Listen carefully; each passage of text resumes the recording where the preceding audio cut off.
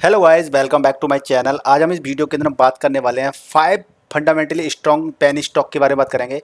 यानी कि ऐसे 5 स्टॉक्स के बारे में बात करेंगे जिनका प्राइस बहुत ज़्यादा कम है, यानी कि पेनी स्टॉक्स की बात करेंगे। लेकिन सबसे अच्छी बात ये होगी कि वो पेनी स्टॉक तो हैं, लेकिन साथ में सबसे बड़ी अच्छी बात क्या है कि वो फंडामेंटली क्या है, स्ट्रॉन्ग है।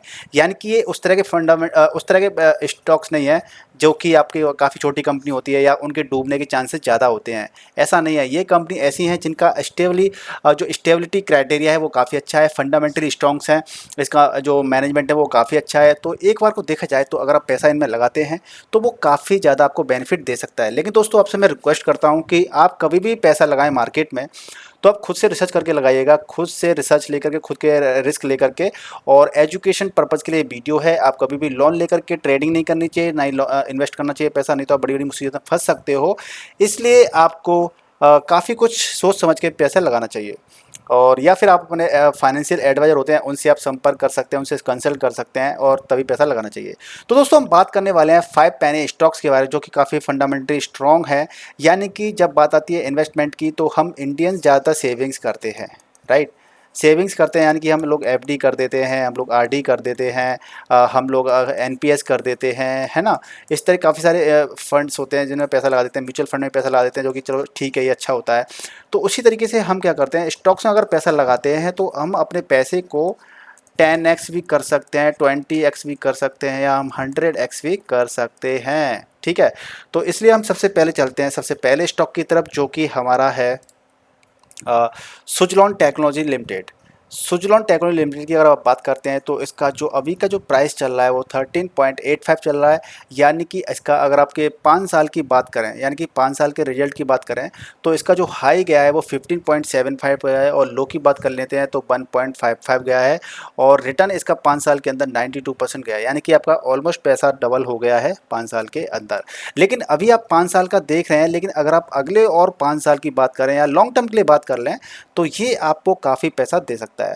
अगर इसकी इंडस्ट्री की बात कर लेते हैं तो ये रिन्यूएबल एनर्जी इक्विपमेंट और ये सर्विस देती है, और ये स्मॉल कैप है, यानी कि इसके अंदर 15,000 करोड़ तक की इसका मार्केट कैपिटल है। और इसके बाकी और पैरामीटर्स की बात करें तो हम नीचे चलते हैं और देखिए यहाँ पे क्या है, की पैरामीटर्स दे रखे हैं, यानी कि T T E P M ratio, P E ratio. जैसा कि मैंने बताया था कि मैंने पिछला वीडियो बताया था कि पी ई रेशियो क्या होता है, ठीक है। तो पी रेशियो क्या होता है, किसी भी कंपनी की हम कहते हैं ना औकात पता करनी हो या उसका स्टेटस कैसा है उसको पता करना हो, तो ये काफ़ी सारे कई सारे फाइनेंशियल रेशियोज़ होते हैं जो कि हमें पता होने चाहिए, ठीक है।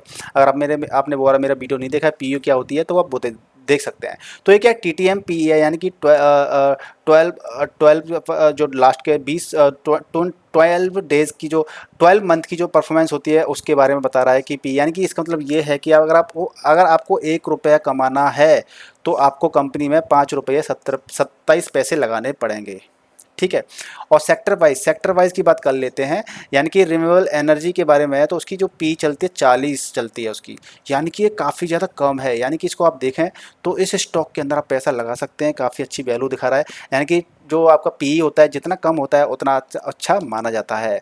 अब हम चलते हैं नीचे चलते हैं और इसके बारे में और देखते हैं कि क्या क्या है इसके अंदर। अभी क्या है कि ज़्यादा बड़ी कंपनी नहीं है तो इसके बारे में ज़्यादा डिटेल्स अभी नहीं है इसके पास। लेकिन अगर आप इसकी इनकम की बात कर लेते हैं तो इनकम में देख सकते हैं इसकी फाइनेंशियल रिजल्ट्स हैं, इसके टोटल रेवेन्यू दे रखा है, आपका एबिटा देखा है, पीबीटी देखा है, पीबीटी दे रखा है, नेट इनकम दे रखी है। नेट इनकम भी आप देखेंगे तो देखिए ये पहले 100-400 थी, यानी कि ये सारी वैल्यूज़ आपकी कितने में है, करोड़ में है। यानी कि 104 करोड़, फिर 199 करोड़ का घाटा हो गया कोरोना काल के टाइम पर, फिर इसका फ़ायदा हो गया 2800 करोड़, फिर 2800 करोड़ 49। तो यानी कि ये सॉरी 2023 के अंदर आपका फ़ायदा हुआ काफ़ी अच्छा खासा। तो यानी कि इसका जो रिटर्न देखें तो अब काफ़ी अच्छा रहा है इसका, ठीक है।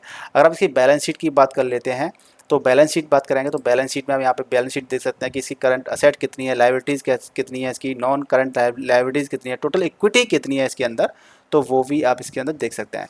क्लोज कैश फ्लो बोला जाता है कि कंपनी के पास ऑपरेशंस करने के लिए पैसा कितना है, यानी कि net change in cash flow आप देख सकते हैं कि आपके पास पहले इतना था, अभी आपके पास -506 है। एक सेकेंड, ठीक है। उसके बाद में कैश फ्लो हमारे पास पॉजिटिव हुआ, पहले नेगेटिव चल रहा था लेकिन पॉजिटिव हुआ, उसके बाद में 180 करोड़ हुआ। आप देख सकते हैं ये सारे फिगर्स करोड़ में हैं।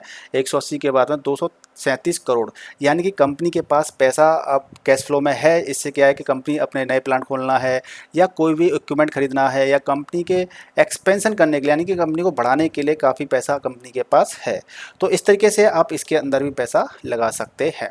बाकी और भी आप देख सकते हैं कि होल्डिंग्स कहाँ कहाँ पे कर रखी है। तो आप देखेंगे कि जो प्रोमोटर्स हैं, प्रोमोटर्स के पास में इसकी जो होल्डिंग है वो आप देख सकते हैं कि 14.50% होल्डिंग उनके प्रोमोटर्स के पास में। प्रोमोटर्स कौन होते हैं आपको पता होगा। प्रोमोटर्स यानी कि एक कहते हैं एक पानी का जहाज होता है तो उसको चलाने वाले जो कप्तान होते हैं, कप्तान और उसके जो सहयोगी होते हैं वो प्रमोटर्स होते हैं, यानी कि वो सारे डिसीजन वही लेते हैं।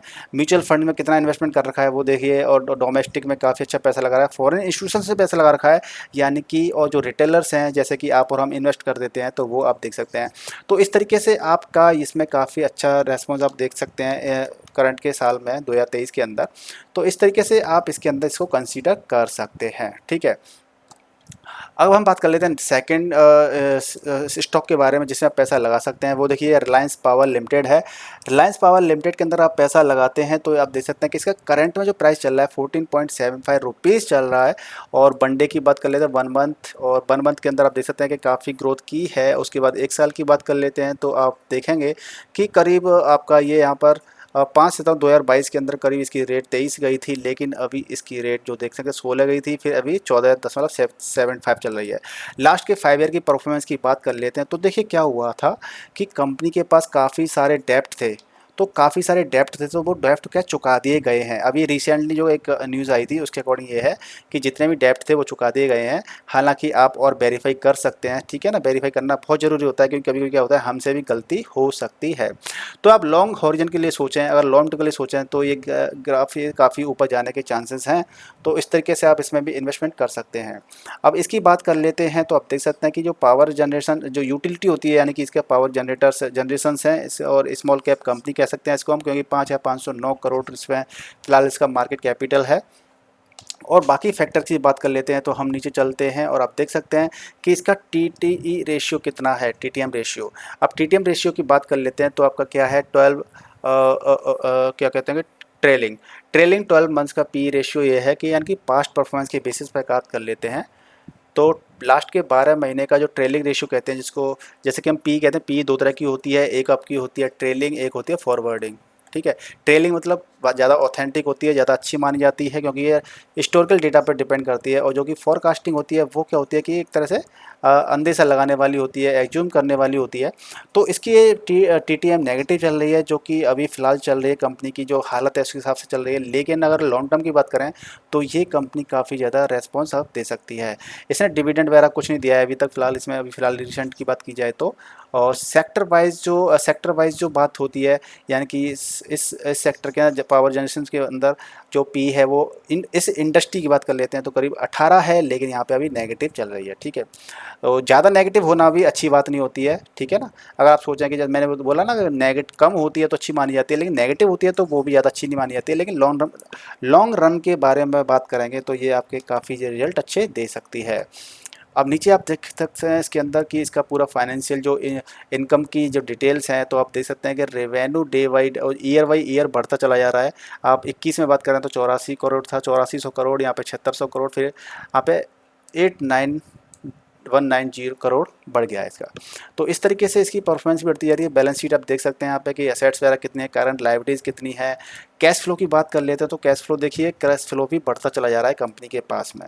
अभी पहले 2019 की बात करें, कोरोना काल के अंदर तो बहुत ज़्यादा दिक्कतें आ गई थी हर कंपनी के पास में। ये 96 करोड़, फिर 19 करोड़, फिर 20 करोड़। यहाँ पे कैश फ्लो में थोड़ा सा कमी आई है। कैश फ्लो शायद इसलिए भी कमी आ गई है क्योंकि यहाँ पे क्या है डेप्ट वगैरह चुकाए गए हैं, कंपनी के पास काफ़ी ज़्यादा कर्ज था तो उसको चुकाया गया है। अब हम होल्डिंग की बात कर लें तो होल्डिंग में देख सकते हैं आप कि जो प्रमोटर्स हैं उनके पास इसका 25% करीब इसकी प्रमोटर्स के पास होल्डिंग है। म्यूचुअल फंड्स में 0.11% है और डोमेस्टिक जो इंस्टीट्यूशंस होते हैं उनके पास 3% की होल्डिंग है, और फॉरेन इंस्टीट्यूशंस होते हैं उनके पास 7.35 की होल्डिंग है, और जो रिटेलर्स की बात करें जैसे कि आप और हम, उसके पास 64.46% की होल्डिंग है। तो इस तरीके से आप इसको भी एक बेहतर स्टॉक मान सकते हैं और रिटर्न करने के लिए काफ़ी अच्छा वक्त भी कह सकते हैं, क्योंकि इसके अंदर जो अभी फ़िलहाल जो मैटर चल रहा है वो यही है कि कंपनी ने काफ़ी, आप भी वैसे ट्रैक कर सकते हो, डे बाई डे ट्रैक करते सही है, न्यूज़ वगैरह क्या आ रही है, इवेंट क्या आ रहे हैं, न्यूज़ क्या है इसकी। तो आप इसके अंदर पाएंगे कि अभी शायद मैंने न्यूज़ पढ़ी थी कि रिलायंस ने अपने सारे जो वो थे डेप्ट थी वो चुका दी है। तो वो आप वेरीफाई कर लीजिएगा, और आप देखेंगे कि इस समय पर जो मार्केट चल रहा है वो आपका, अभी मार्केट इतना चल रहा है, मान लीजिए इस तरह से देखें तो ये आगे वाले टाइम में बढ़ने वाला है। अब चलते हैं हम नेक्स्ट स्टॉक पर, वो है आपका आलोक इंडस्ट्रीज़ लिमिटेड। आलोक इंडस्ट्रीज़ लिमिटेड की बात कर लेते हैं तो अभी इसका जो रेट चल रहा है वो 17.55 रुपये चल रहा है, जो कि आप कह सकते हैं पैनी स्टॉक है, और आने वाले समय में इसका भी काफ़ी अच्छा मार्केट पहुंच सकता है। अगर इसकी आप 1 ईयर की बात कर लेते हैं तो स्टॉक कुछ नीचे गिरा है, ये पहले करीब 21 रुपये समथिंग था, अभी आपका 17 समथिंग है। और लास्ट के 5 साल की बात कर लेते हैं तो 5 साल के अगर आप बात करें तो फ़िलहाल की देखें तो कोई ज़्यादा खास तो अंतर नहीं है। आपका स्टार्टिंग में काफ़ी हाई गया था, लेकिन उसके बाद में अगर हम एक ग्राफ की बात करें तो थोड़ा सा ऊपर जा कर के नीचे ही गया है, यानी कि हम इसको कह सकते हैं डिप है अभी यहाँ पर। और यहाँ पे आप अगर बाई कर लेते हैं तो आपके आने वाले टाइम में काफ़ी फ़ायदा हो सकता है। अब ये टेक्सटाइल इंडस्ट्री से रिलेटेड है, इसका जो मार्केट कैपिटल है वो 9,061 करोड़ है करीब, ठीक है, इस तरीके से। और हम चलते हैं नीचे की साइड में तो देखेंगे आप कि जब इसका जो पी रेशियो है वो भी नेगेटिव है। हालांकि ये अच्छा संकेत नहीं है, कि नेगेटिव पी मानना भी एक अच्छा संकेत नहीं होता है, लेकिन जब कंपनी की ज़्यादा स्टेबिलिटी अच्छी नहीं होती है तो मान सकते हैं कि इसका पी रेशियो अभी ऐसा है। जैसा कि पी ओ रेशियो मैंने आपको बताया कि पी रेशियो का मतलब ये होता है कि जितनी कम होती है उतना अच्छा माना जाता है, लेकिन नेगेटिव में भी होना अच्छा नहीं माना जाता है। और उस सेक्टर की बात करें तो 60 सेक्टर की पी चलती है एवरेज, जैसे किसी से कंपेयर करते हैं तो 60 चलती है, और यहाँ पर नेगेटिव है, ठीक है। इसके बाद में हम और थोड़ा सा नीचे चलते हैं तो आप देखेंगे कि बाकी इसके अंदर और भी डिटेल्स आ रही हैं, इसके फाइनेंशियल स्टेटमेंट्स आ रहे हैं। इसका जो इनकम है वो करीब आपका पहले ज़्यादा थी, 21 में 8,897 थी, लेकिन फिर उसके बाद में थोड़ा सा इनकम में फ़र्क हुआ है। जो टोटल रेवेन्यू है उसमें थोड़ा सा दिक्कत आई है, लेकिन नेट इनकम की बात कर लें तो यहाँ पर नेगेटिव चल रहा है, यानी कि लॉस में कंपनी चल रही है। हालांकि अभी ये लॉस में चल रही है, लेकिन आने वाले टाइम में ये काफ़ी ज़्यादा अपनी ग्रोथ को बढ़ा सकती है। करंट असेट्स की लायबिलिटीज़ की बात कर लेते हैं तो लायबिलिटीज़ इसके पास 25,000 करोड़ की लायबिलिटी आज की डेट में है, लेकिन पहले 32,000 थी, फिर 30,000 थी, 25,000 थी, यानी कि ये धीमे धीमे अपना लोन भी चुकाते जा रहे हैं, जो इनकी लायबिलिटीज़ हैं उनको भी ये चुकाते जा रहे हैं। इसके बाद में हम होल्डिंग की बात कर लेते हैं तो होल्डिंग देख सकते हैं कि आप जो आपके प्रमोटर्स हैं, प्रमोटर्स ने सबसे ज़्यादा होल्डिंग यहाँ पर रखी हुई है 75%। म्यूचुअल फंड में 0 है, डोमेस्टिक इंस्टीट्यूशंस में 0.35 है, और फॉरेन इंस्टीट्यूशन में 2.07 है, और प्रोमोटर्स जो रिटेलर्स जो होते हैं तो 22.58 है, ठीक है। अब हम बात कर लेते हैं चौथे म्यूचुअल स्टॉक की, जो कि है यस बैंक लिमिटेड। 16 रुपये की प्राइस चल रही है, और आप 1 साल की बात कर लेते हैं तो 1 साल के अंदर आपने इसके अंदर कोई ज़्यादा खास मूवमेंट आपको नहीं दिखा है। आप देख सकते हैं कि यहाँ पर आपका मूवमेंट काफ़ी अच्छा आया था, लेकिन इसके बाद में आपका मूवमेंट लगभग स्टेबल चल रहा है। लेकिन अगर आपके आप बात की बात करें, अगले 5 साल की बात कर लेते हैं या 10 साल की बात कर लेते हैं, तो आपको इसमें काफ़ी रिटर्न देखने को मिल सकते हैं। अभी देखिए यहाँ पे अभी आपका करीब करीब कितना चल रहा है, आपका 2-4 सॉरी, अगर आप यहाँ पे देखेंगे तो आपका ये रेट जो चल रही है यहाँ पे करीब चल रही है 16 रुपये समथिंग चल रही है, 16.5 रुपये समथिंग। तो ये इस कंपनी इस बैंक के लिए काफ़ी अच्छा हुआ, आप इन्वेस्टमेंट यहाँ पे कर देते हैं तो आगे फ्यूचर के लिए आपको काफ़ी बेनिफिट हो सकते हैं। क्यों? क्योंकि अगर अभी अब कंपनी क्या है, काफ़ी स्टेबल चल रही है, जैसे इसको थोड़ा सा बूस्ट मिल जाएगा ना, कंपनी दौड़ने लग जाएगी। तो इस तरीके से आप देखेंगे तो इसके अंदर काफ़ी जो और भी है फाइनेंशियल प्राइवेट बैंक है ये, और इसका जो मार्केट कैपिटल है, मिड कैप कंपनी है ये, 46,000 करोड़ की कंपनी का इसका मार्केट कैपिटल है।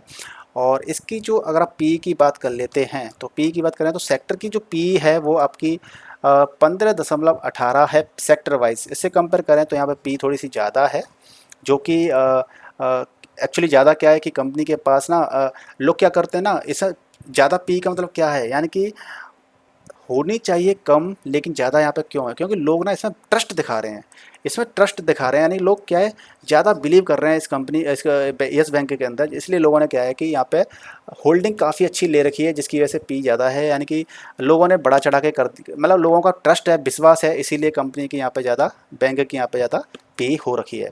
ठीक है, अभी अब बात कर लेते हैं यहाँ पर, तो आप देखें फाइनेंस की बात कर लेते हैं, तो आप देखें कि इसका जो रिजल्ट है, जो उसका जो बेनिफिट टोटल रेवेन्यू है, वो रेवेन्यू बढ़ता चला जा रहा है। 23,000 था, फिर 22,000 करोड़ हुआ, फिर 26,000 करोड़ हुआ। तो इस तरीके से इसका रेवेन्यू भी बढ़ता जा रहा है। अगर नेट इनकम की बात करें तो नेट इनकम यहाँ पे इसका क्या है, कम हुआ है, कम हुआ है। हालांकि नेट इनकम इसके कई सारे रीजन्स होते हैं कि अगर इनके पास डेप्ट होगा तो डेप्ट को चुका दिया होगा, ठीक है ना। अगर आप लाइबिलिटीज़ की बात कर लेते हैं तो यहाँ पे देख सकते हैं करंट असेट्स क्या है कंपनी के पास, बढ़िया घटिया हैं। करंट असेट कंपनी के पास बढ़ चुकी हैं, ठीक है ना। और जो आपकी जो कहते हैं कि लाइबिलिटीज़ कितनी है, टोटल लाइबिलिटीज़, तो टोटल लाइबिलिटीज़ भी इसकी थोड़ी सी अभी बढ़ी हुई दिखा रहा है। और कैश फ्लो की बात कर लेते हैं तो कैश फ्लो यानी कि कंपनी के पास कितना पैसा है आगे ऑपरेशंस को चलाने के लिए, बिजनेस को रन करने के लिए। तो 2021 के अंदर 20,000 करोड़ था, लेकिन अभी 70,422 करोड़ है समथिंग। तो इस तरीके से आप अगर होल्डिंग की बात कर लेते हैं तो होल्डिंग में क्या है कि जो प्रमोटर्स के पास तो कुछ नहीं है इस समय, फ़िलहाल जीरो है।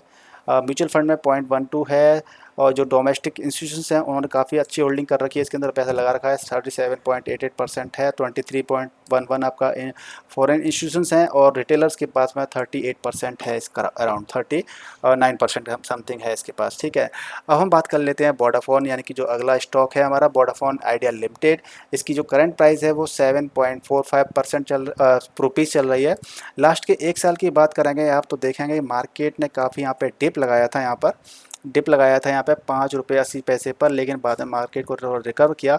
तो हम ये कह सकते हैं कि यहाँ पे जो 52 वीक हाई होता है, वो 52 वीक हाई तो यहाँ पे नहीं है, यानी कि आप यहाँ पे इन्वेस्ट कर सकते हैं पैसे को। 7 रुपये 80 पैसे चल रहा है यहाँ पे, और ये टेलीकॉम सेक्टर की कंपनी है, और मार्केट कैपिटल इसका 36,000 करोड़ है, ठीक है जी। तो आप इसके अंदर देखेंगे कि जो आपका पी रेशियो है, पी रेशियो हम ज़्यादा अच्छा नहीं बोल सकते, क्योंकि सेक्टर वाइज इसका देखेंगे तो -66.50 होना चाहिए, लेकिन यहाँ पे क्या है, ये फिर भी एक अच्छा पी रेशियो है, क्योंकि यहाँ पे एक कम है। माइनस में होना चाहिए, लेकिन ये काफ़ी नियर बाई जीरो है, तो ये अच्छा माना जाएगा। बाकी की आपकी क्या राय है, आप मुझे कमेंट करके ज़रूर बताइएगा, ठीक है जी। अब हम नीचे चलते हैं थोड़ा सा, और इसमें देखते हैं कि बाकी फैक्टर्स क्या हैं। इसकी टोटल इनकम की बात कर लेते हैं, तो पहले 44,000 करोड़ की टोटल रेवेन्यू था, फिर 38,000 करोड़, फिर 42,000 करोड़, फिर 42,000 करोड़ का है यहाँ पर। तो इससे अगर आप देख सकते हैं कि टोटल नेट इनकम है हमारा यहाँ पे लॉस चल रहा है, हालांकि इस कंपनी इस स्टॉक के अंदर, वोडाफोन के अंदर, लेकिन आने वाले समय के अंदर इसके अंदर प्रॉफिट हो सकता है। यहाँ पे लायबिलिटी और असेट्स देख सकते हैं। कैश फ्लो की बात कर लेते हैं तो कंपनी के पास अभी यहाँ पे 2022 के अंदर कैश आ चुका है, यानी कि जो पहले की बात कर लेते तो उसके अंदर कैश ज़्यादा था नहीं, नेगेटिव चल रहा था, यहाँ पे नेगेटिव था, फिर बाद में पॉजिटिव है, यानी कि कंपनी के पास ऑपरेशंस करने के लिए, ऑपरेशंस को चलाने के लिए काफ़ी सफिशिएंट फंड है, ठीक है। अगर इसकी होल्डिंग्स की बात कर लेते हैं तो आप देख सकते हैं कि इसके प्रमोटर्स का पैसा, यानी कि प्रमोटर्स के पास में इसकी 50.36% की होल्डिंग है, और उसके बाद म्यूचुअल फंड के अंदर 0.41 की होल्डिंग है, और 1.17 डोमेस्टिक इंस्टीट्यूशंस है, और फॉरेन इंस्टीट्यूशंस के पास में 2.28 की होल्डिंग है, और जो रिटेलर्स हैं उनके पास 46.78 की होल्डिंग है। तो गाइज इस तरीके से आप पांचों शेयर के अंदर, स्टॉक्स के अंदर पैसा लगा करके आप लॉन्ग टर्म में पैसा अच्छा बना सकते हैं। तो आप अपने रिस्क पे इन्वेस्टमेंट कीजिएगा, काफ़ी रिसर्च कीजिएगा, चीज़ों को सीखिए समझिए, तभी आप इन्वेस्टमेंट कीजिएगा, या फिर आप अपने जो फाइनेंशियल एडवाइज़र होते हैं उनसे कंसल्ट कीजिएगा, और उसी के बाद में पैसे का इन्वेस्टमेंट कीजिएगा। तो गाइज इस वीडियो में बताए गए 5 स्टॉक्स आपको कैसे लगे, प्लीज़ वीडियो को लाइक कीजिए, शेयर कीजिए, चैनल पर नए हैं चैनल को सब्सक्राइब कर लीजिए, बेल आइकन को जरूर दबाइएगा, जिससे कि आपके पास वीडियो किसी नोट से पहुँचते रहेंगे। मिलते हैं एक नई वीडियो के साथ, तब तक के लिए good bye and take care.